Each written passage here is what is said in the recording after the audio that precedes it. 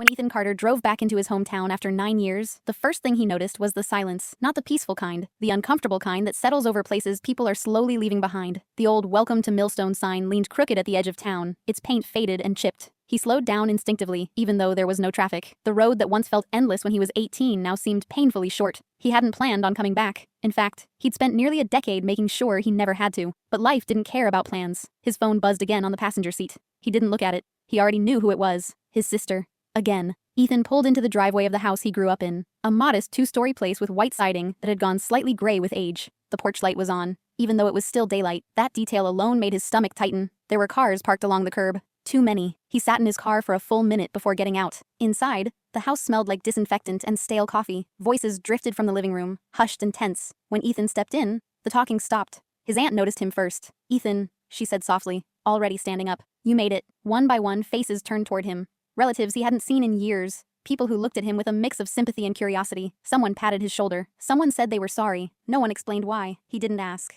His sister Claire stood near the hallway. Her eyes were red, her hair pulled back in a messy bun like she hadn't slept. "He's in the bedroom," she said quietly. Ethan nodded and walked past her. His father lay on the bed, propped up by pillows, thinner than Ethan remembered. Tubes ran from his arm. A monitor beeped steadily beside him. The man who once filled every room with his presence now looked small, shrunken by time and illness. Their eyes met. "You came?" his father said. Ethan swallowed. Yeah.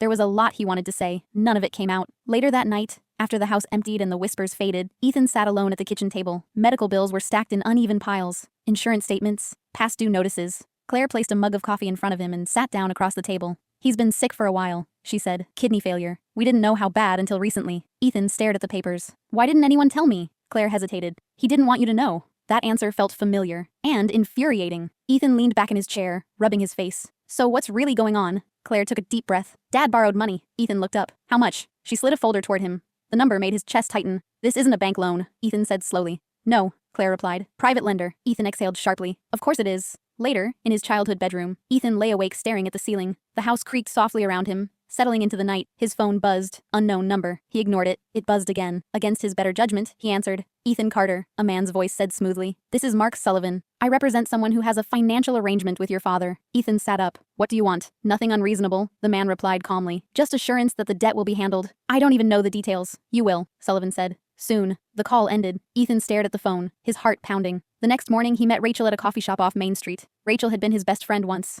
then his almost something, then the reason leaving town had felt necessary. She looked different, more confident, sharper around the edges, but her eyes still searched his face like they used to. "I heard you were back," she said. "Yeah," Ethan replied. "Not exactly a happy reunion." She nodded. "I'm sorry about your dad." They sat in silence for a moment. "There's something you should know," Rachel said finally. "I work in compliance now, financial investigations." Ethan frowned. "Okay. One of the lenders your dad is tied to? He's not clean, and your dad's paperwork is messy." Ethan's stomach dropped. "How messy?" Rachel leaned closer. "Messy enough to be dangerous." That evening, Ethan went through his father's old files. Bank statements that didn't line up, cash withdrawals with no explanation, a notebook tucked into the back of a drawer, names, dates, interest rates that made his head spin, and one phrase scribbled over and over in shaky handwriting. "Just buy time."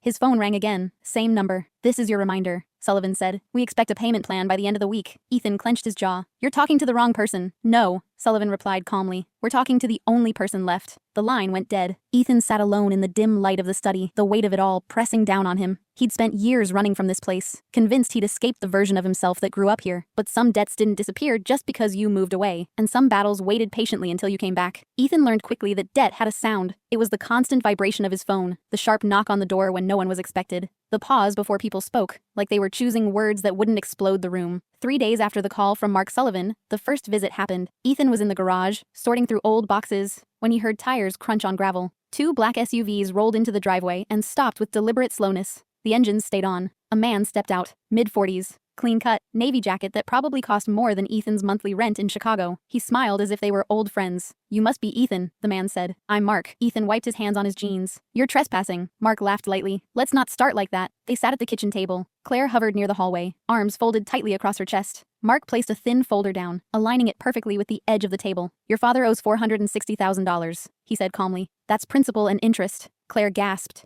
Ethan didn't move. "That number is inflated," Ethan said, "and some of this isn't legal." Mark shrugged. "Legal is flexible. Time is not." He leaned forward. "We're not bad people. We just don't like being ignored." "What happens if we can't pay?" Claire asked, her voice barely steady. Mark's smile faded just a little. "Then assets become part of the conversation." After he left, The house felt smaller. That night, Ethan stood in the hallway outside his father's bedroom. Machines hummed softly inside. He pushed the door open. His father's eyes were open, staring at the ceiling. "You shouldn't be dealing with this," his father said quietly. Ethan stepped inside. "I didn't know you were drowning. I thought I could fix it before anyone noticed," his father replied. "That's what men do." Ethan shook his head. "That's what men tell themselves." Silence settled between them. "I didn't want you to see me fail," his father said. Ethan's voice cracked. "I needed you to trust me." For the first time in Ethan's memory, his father looked ashamed. Over the next few weeks, everything unraveled.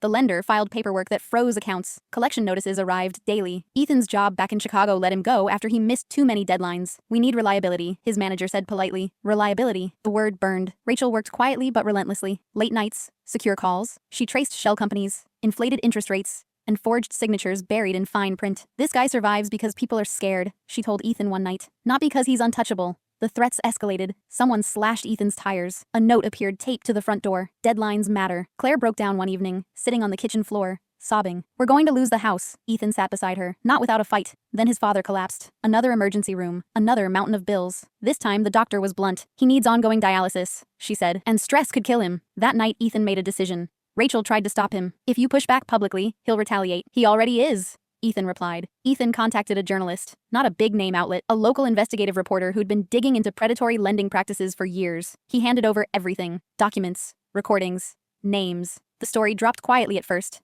Then it spread. Headlines didn't scream, but they didn't need to. Private lender accused of exploiting medical debt victims' phones rang off the hook. Mark Sullivan stopped calling. Then finally the lender himself reached out. "I don't like being embarrassed," the man said coldly over the phone. "I don't like being threatened," Ethan replied. A settlement arrived 2 days later. Reduced debt. No criminal charges. Silence on both sides. It wasn't justice, but it was freedom. Months passed. The house stayed standing. His father stabilized. Claire returned to work. Ethan found a job nearby. Smaller pay, fewer illusions. One evening, Ethan and Rachel sat on the porch, watching the sun dip below the trees. "You could leave again," Rachel said. "No one would blame you." Ethan thought about the years he'd spent running, believing distance was the same as healing. "I don't want to be the guy who disappears anymore," he said. She nodded. "Good. Sometimes survival wasn't about winning.